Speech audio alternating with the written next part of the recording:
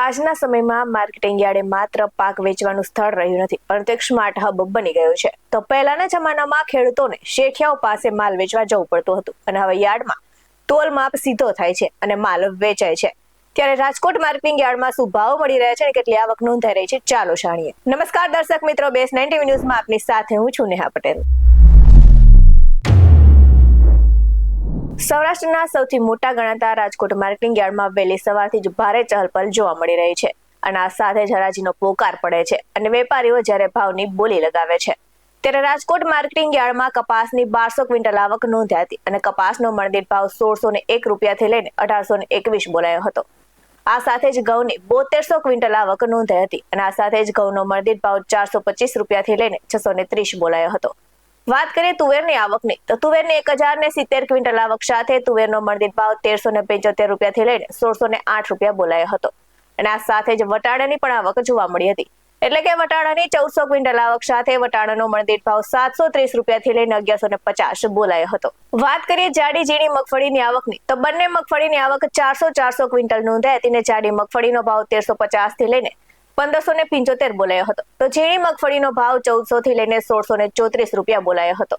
આ સાથે જ લસણની જંગી આવક જોવા મળી હતી, એટલે કે 2000 ક્વિન્ટલ આવક સાથે યાર્ડમાં સફેદ ચાદર છવાઈ હોય તેવો માહોલ જોવા મળ્યો હતો અને લસણનો ભાવ 720 રૂપિયાથી લઈને 1750 બોલાયો હતો. તો ધાણાની 1400 ક્વિન્ટલ આવક સાથે ધાણાનો મણદીઠ ભાવ 2200 રૂપિયાથી લઈને 2625 રૂપિયા બોલાયો હતો. વાત કરીએ મેથીની આવકની, તો મેથીની 3000 ક્વિન્ટલ આવક નોંધાઈ હતી અને સાથે જ મેથીનો મણદીઠ ભાવ 1120 રૂપિયાથી લઈને 1575 રૂપિયા બોલાયો હતો. આ સાથે જ જીરુની પણ આવક જોવા મળી હતી અને જીરુની 1400 ક્વિન્ટલ આવક સાથે જીરુનો મણદીઠ ભાવ 3650 થી લઈને 4280 બોલાયો હતો. નજર કરીએ શાકભાજીની આવક અને તેમના ભાવ પર, તો શાકભાજીમાં ટીંડોળા, સકરિયા, ગાજર સહિતના શાકભાજી તેમજ વિવિધ જાતના કંદમૂળ, વેલા પર થતા શાકભાજી અને પાંદડાવાળા શાકભાજીની આવકની સાથે સાથે કાચી કેરી અને લીંબુની પણ આવક જોવા મળી હતી. આ સાથે જ યાર્ડમાં કાચી કેરીની આવક સાથે કાચી કેરીના ભાવની વાત કરવામાં આવે તો કાચી કેરીનો ભાવ 507 રૂપિયાથી લઈને 823 રૂપિયા બોલાયો હતો અને લીંબુનો ભાવ 1332 રૂપિયાથી લઈને 2618 રૂપિયા બોલાયો હતો. તો યાર્ડમાં મરચાની પણ આવક જોવા મળી હતી અને મરચાની આવક સાથે મરચાનો ભાવ 415 રૂપિયાથી લઈને 624 બોલાયો હતો. તો વાત કરીએ ટામેટાની આવકની, તો ટામેટાની પણ આવક પૂર બહારમાં રહી હતી અને ટામેટાનો ભાવ 142 રૂપિયાથી લઈને 305 રૂપિયા બોલાયો હતો. તો આ સાથે જ કાકડીની પણ આવક જોવા મળી હતી અને કાકડીનો ભાવ 154 રૂપિયાથી લઈને 386 રૂપિયા બોલાયો હતો.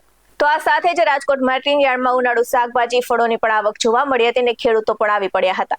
આ સાથે જ સરદાર વલ્લભભાઈ પટેલ મુખ્ય માર્કેટિંગ યાર્ડની આજના ભાવની વાત કરીએ તો કપાસ બીડીનો ભાવ 1601 થી લઈને 1821 રહ્યો હતો. તો સાથે જ મકાઈનો ભાવ 349 થી લઈને 349 રહ્યો હતો.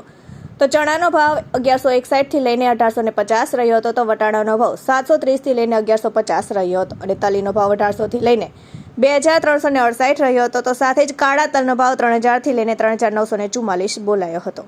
આ સાથે જ વાત કરીએ શ્રી પોપટભાઈ સોરઠિયા સબ માર્કેટિંગ યાર્ડની શાકભાજીના ભાવની, તો કાચી કેરીનો ભાવ 507 થી લઈને 823 રહ્યો હતો. તો બટાકાનો ભાવ 98 રૂપિયાથી લઈને 259 રૂપિયા બોલાયો હતો અને મૂળાનો ભાવ 418 થી લઈને 596 રૂપિયા રહ્યો હતો. તો ગુવારનો ભાવ 488 થી લઈને 972 રૂપિયા બોલાયો હતો. આવા જ વધુ અહેવાલ સાથે ફરી મળતા રહીશું. તમે અમારી YouTube ચેનલને સબસ્ક્રાઇબ કરવાનું અને અમને Facebook અને Instagram પર ફોલો કરવાનું ભૂલશો નહીં.